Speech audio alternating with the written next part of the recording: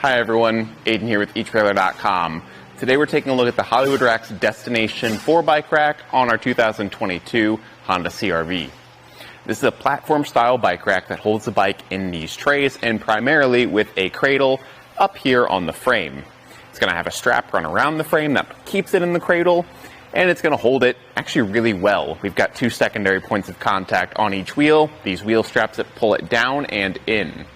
Because it makes frame contact, we do want to avoid carbon frame bikes because that can damage the frame.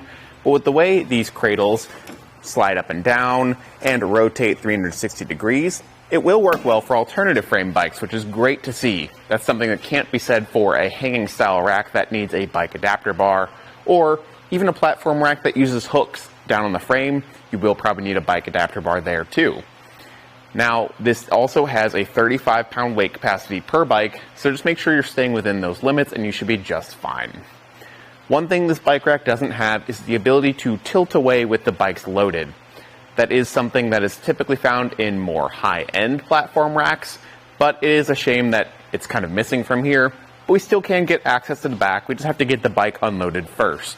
To do that, we'll come to those secondary points of contact, the wheel straps, press in on the gray button and pull the strap out. And then while we're steadying the bike, we can undo the strap around the frame cradle. Just pressing in on that gray button and pulling the strap out. Now, because the center mass here is so low, it's pretty easy to just lift up and over as if there was nothing there at all. Now, depending on your level of strength and just how comfortable you are lifting your bikes, that might not be as easy. Any obstacle is still an obstacle, so it's not as easy as something that doesn't have a center mass, so just be mindful of that. And then I like to replace these straps, but we'll leave this one open.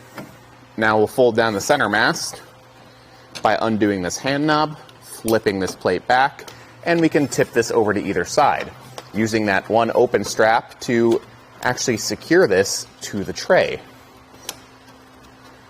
Just like that, to make sure it doesn't pop up on its own.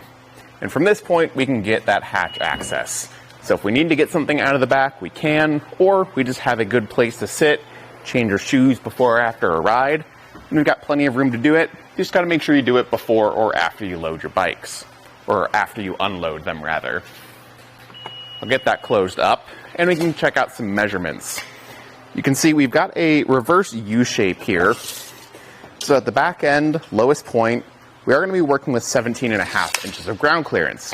With how far the bike rack sticks out, I do think that still is a pretty good amount of ground clearance. Just be cautious of that with steep driveways and hills. We do add a fair amount of length here, sitting at 40.5 inches here to the outermost point of the bike rack from the bumper, so it does stick out a fair bit. When we have bikes unloaded though, if we want to leave this whole setup in the hitch so it's ready to go for next time, we can fold it up.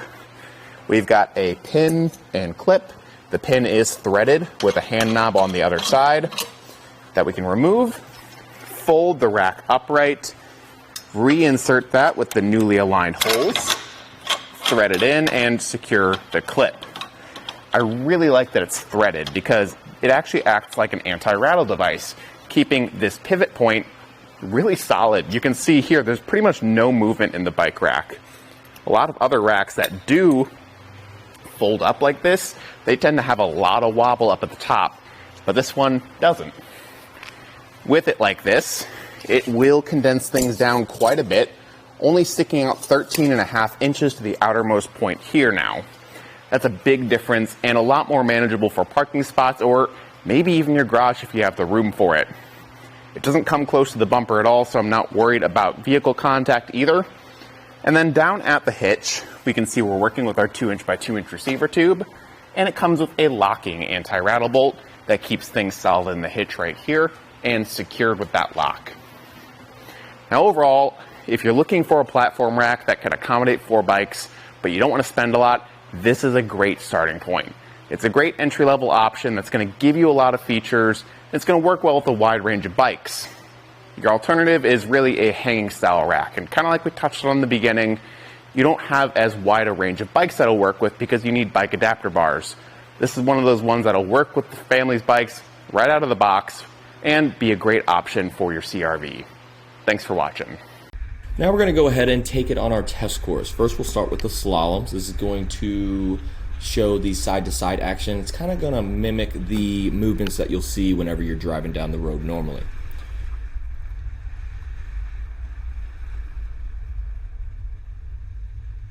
Now we'll have the alternating speed bumps. This is going to be more so like the uneven roads and some of that uneven terrain you might be traveling on, and see how it holds up.